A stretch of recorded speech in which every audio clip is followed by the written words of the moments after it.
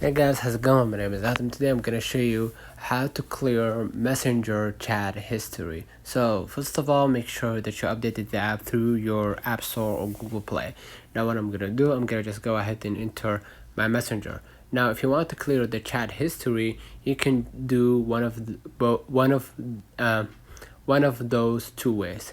You can use the first way, which is holding right here the chat, for example, and then just go ahead and delete, and just click permanently delete the chat, and now you deleted the chat history. Or you can just go ahead and enter your chat, and let's say for example you want to delete that message. So I'm gonna hold, and I'm gonna just click on send, and I'm gonna just click on send for everyone, and basically now that message is on send and no one will be able to see it, even you. Let me know in the comments of this video. I hope you don't forget to like and subscribe. Thank you for watching.